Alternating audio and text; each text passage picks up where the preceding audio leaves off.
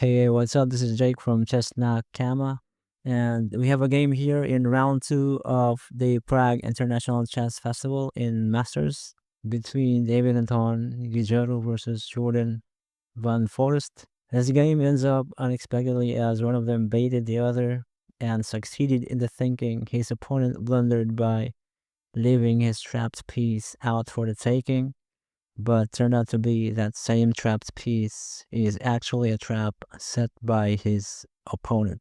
Let's have a look at this game here. We have David Anton playing white while Jordan is playing black. D4 by David, knight f6 by Jordan, c4, g6, knight c3, bishop g7 is a king's Indian. E4 by David, d6, h3, e5 by Jordan, and here David, he can take the pawn here. He can also play knight f3, but decided to go d5, e5 by Jordan, knight f3, develops a knight, knight a6, bishop d3 by David, castle by Jordan. David Anton also castles here. Knight d7 by Jordan, a3, stopping the knight from jumping to b4. Knight on a6 goes to c5 instead, attacks the bishop. Bishop goes to c2. And here, f5 by Jorden van Foreest. He takes the initiative to go into starting the attack in this area of the board here on the king side. The game continues with bishop g5, attacks the queen here for David, queen e8, knight b5 by David, threatens to capture the pawn here and for the rook and the queen.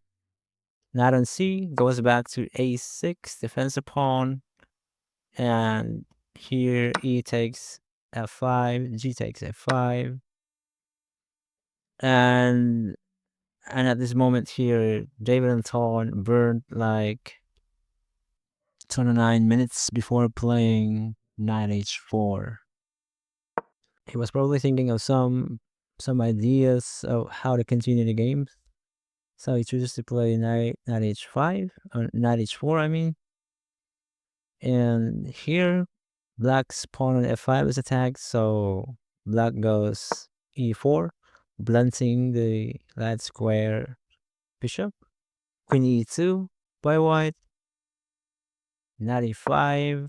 This is a really nice outpost for the black knight, as it covers a lot of squares in white territory at the same time, making space for its light square bishop to develop.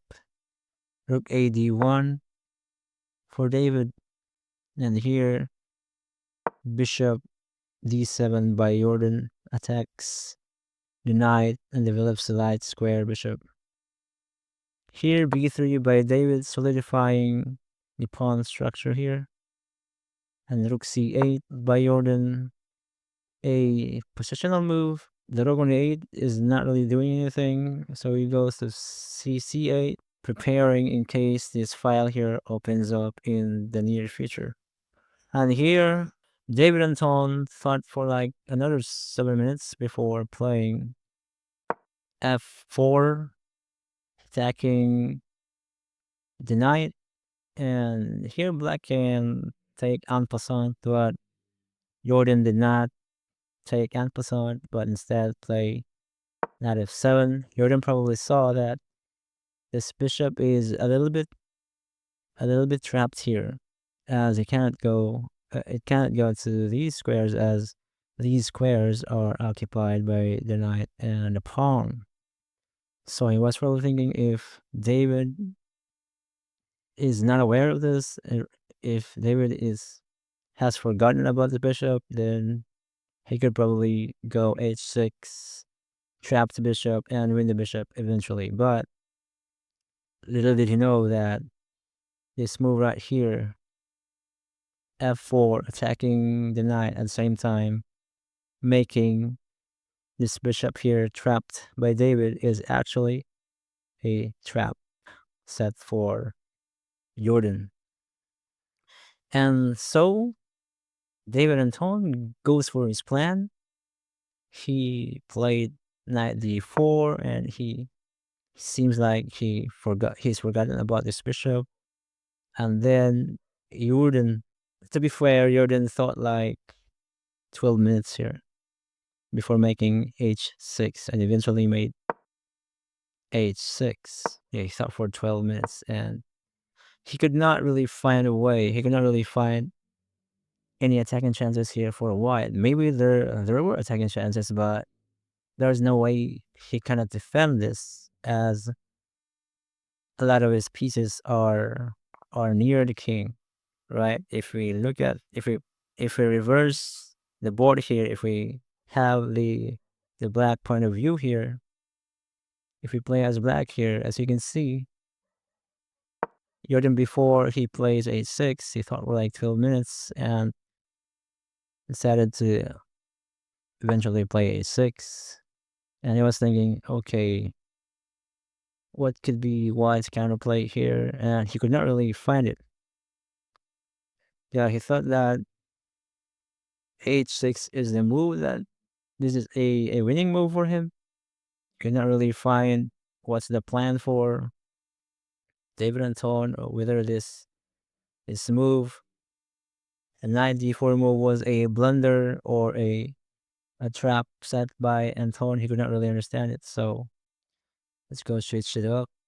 And here, David Anton captures the f5 pawn with his knight on h4. And Jordan, of course, going after the bishop, he takes the bishop by his pawn. And here, David Anton is already plus 4.8 in the engine evaluation. Takes on the bishop on g7. King recaptures back. And here, he continues to play knight e6. Takes the king. And okay, so Jordan just wasn't really worried about it. He just simply takes the knight on e6 with his bishop. And here, David Anton did not take with a pawn, but he just takes this e4 pawn with his queen. Threatens to mate black in 2 moves, going queen g6 and eventually h7 is if black is not careful. So Jordan saw this and he thought, I'm already up 2 pieces anyway, so I'll go block the diagonal and defend my king. Bishop f5, queen takes the bishop, and here Jordan decides to go queen e3 with a check. King goes to h1. And there's a potential mate here on g6, so he goes rook h8 to give way for his king, and at the same time maybe have some counterplay by taking this rook should this queen goes away from this diagonal. Let's just say queen goes away from this diagonal, so black can take the pawn on h3. White can recapture with a pawn, and queen takes h3 with a check, and black can have a perpetual check here and draws the game. So that's probably the plan B for Vincent here. So, and here David Anton continued to play rook e1, attacks the queen, and here in this position, Jordan resigned the game as he could not find a way to defend here. There's g6 check incoming, but White can also play f takes g4. I mean f takes g5. So let's just say If you're black here, let's go continue the game with, let's just say, queen g3. And white can go takes a g5 pawn with a pawn. And this knight is in danger now. So if you go take a pawn, there's a mate. If you decide to defend the knight, it's still a mate. So how can you defend this? Well, black can defend this square somehow by playing 95, but then white can just capture the knight with his rook, and there's no stopping g6 unless if you sacrifice another piece, which is still losing for black. And there's also this mate as well. So yeah, so just then, I mean, Jordan just decides to just accept his demise here, accept his defeat, and admit that he got tricked by David Anton and resign the game as he could not find a way to defend incoming barrage of attacks from white. It's just started with a trap bishop that turned out to be a trap for him set by David Anton. He thought going after the bishop was already a close victory, but it actually ended in a disaster for him.